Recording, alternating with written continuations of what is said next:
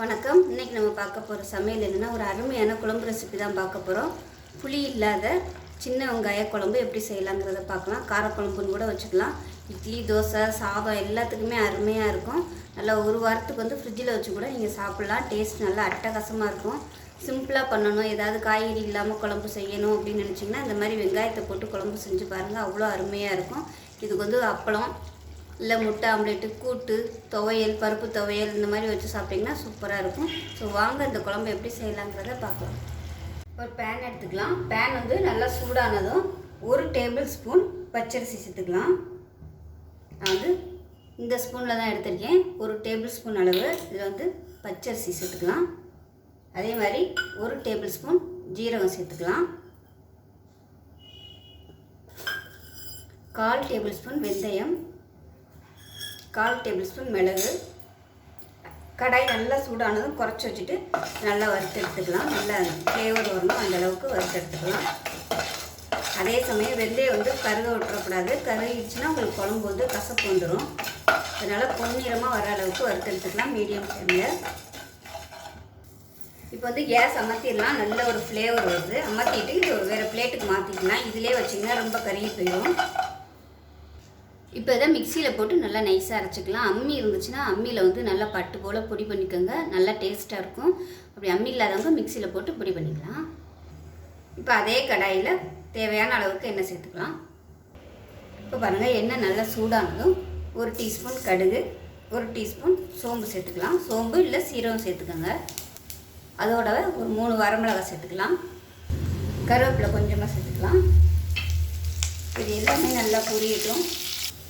இப்போ இது எல்லாமே நல்லா பொரிஞ்சிருச்சு. இதில் பார்த்திங்கன்னா ஒரு 20 சின்ன வெங்காயம் முழுசாக நறுக்கினதை அப்படியே சேர்த்துக்கலாம். அது கூடவே 3 பச்சை மிளகாய் 2ஆக கீறிட்டு சேர்த்துக்கலாம். இது பொரியும் போது கொஞ்சமாக பெருங்காயம் சேர்த்துக்கலாம். நான் வந்து கட்டி பெருங்காயம் சேர்க்குறேன்.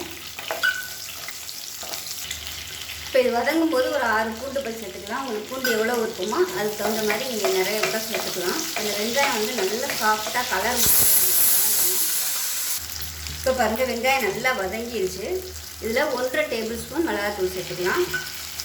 1 டேபிள் ஸ்பூன் தனியாத்தூள் சேர்த்துக்கலாம். 1/2 டேபிள் ஸ்பூன் மஞ்சள் சேர்த்துக்கலாம். ஏன்னா இது வந்து கொஞ்சம் காரமாக இருந்தால் தான் நல்லாயிருக்கும். பொடி சேர்த்து நல்லா வதக்கியாச்சு. இதில் மீடியம் சைஸாக 2 தக்காளி மிக்சியில் அடித்ததை சேர்த்துக்கலாம். நீங்கள் நறுக்கி போடுறதுனாலும் போட்டு. மிளகாத்தூள், தனியாத்தூள்லாம் சேர்க்கும்போது அடுப்பு நல்லா குறைச்சி வச்சுக்கோங்க.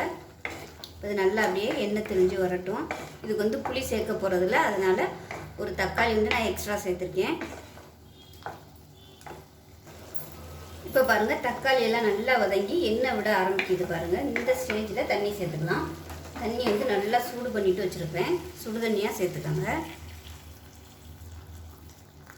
ஒரு 2 டம்ளர் அளவுக்கு தண்ணி சேர்த்துருக்கேன். திக்னஸ் பார்த்துக்கிட்டு தண்ணி சேர்த்துக்கலாம். இப்போ வறுத்து வச்ச பொடியும் மிக்சியில் போட்டு நல்லா நைஸாக அரைச்சிட்டேன். இந்த பொடி எல்லாத்தையுமே சேர்த்துக்கலாம். இது வந்து ஒரு 2 டேபிள் ஸ்பூன் அளவு இருக்கும். கலந்து விட்டுட்டு திக்னஸாக வரும். தேவைப்பட்டால் தண்ணி சேர்த்துக்கலாம். நான் அதுக்கு தான் பச்சரிசி சேர்க்கறது, நல்லா ஒரு திக்னஸ் கொடுக்கும். இது நீங்கள் வந்து குக்கரில் தாளிச்சிங்கன்னா நல்லா ஒரு 3லேருந்து ஒரு 4 விசில் வச்சிங்கன்னா உங்களுக்கு நல்லா எண்ணெய் பிரிஞ்சு டேஸ்ட்டு சூப்பராக இருக்கும். நான் வந்து இன்றைக்கி இந்த கடாயில் பண்ணியிருக்கேன். இதில் பண்ணிங்கன்னா கொஞ்சம் டைம் எடுக்கும். அதில் குக்கரில் பண்ணிங்கன்னா சீக்கிரமாகவே உங்களுக்கு வேலை முடியும். டேஸ்ட்டும் நல்லாயிருக்கும். இப்போ வந்து கொதிக்கட்டும். இப்போ இந்த குழம்புக்கு தேவையான அளவு உப்பு சேர்த்துக்கலாம். இப்போ பாருங்கள், ஒரு 2 செகண்ட்லேயே எண்ணெயெல்லாம் பிரிய ஆரம்பிக்குது. ஏன்னா நம்ம பொடியெல்லாம் எண்ணெயிலேயே நம்ம வதக்கிட்டோம். அதிலே பச்சை வாசனை எல்லாமே போயிடும். அதனால் எண்ணெய் வந்து பிரிஞ்சு வந்துடும். இப்போ வந்து நான் அடுப்பை குறைச்சி வச்சிட்றேன்.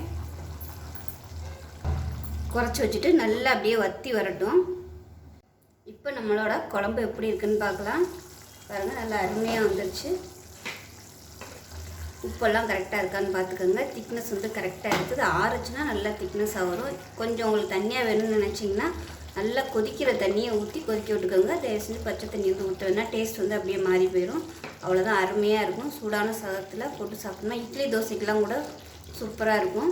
இது வந்து புளிக்குழம்பு, காரக்குழம்பு எப்படி வேணாலும் வச்சுக்கலாம். நல்லா ஒரு மீன் குழம்பு சாப்பிட்டு டேஸ்ட்டு கிடைக்கும். இந்த மாதிரி குழம்பு வச்சு சாப்பிட்டிங்கன்னா ஒரு புளி இல்லாத சிம்பிளான குழம்பு ரெடி ஆகிடுச்சு. ஸோ செஞ்சு பாருங்கள். செஞ்சு பார்த்துட்டு எப்படி வந்துச்சுங்கிறத சொல்லுங்கள். வீடியோ பிடிச்சிச்சின்னா லைக் பண்ணுங்கள், கமெண்ட் பண்ணுங்கள், சேனலை சப்ஸ்கிரைப் பண்ணுங்கள், பக்கத்தில் உள்ள பெல் பட்டனையும் ப்ரெஸ் பண்ணுங்கள். நன்றி.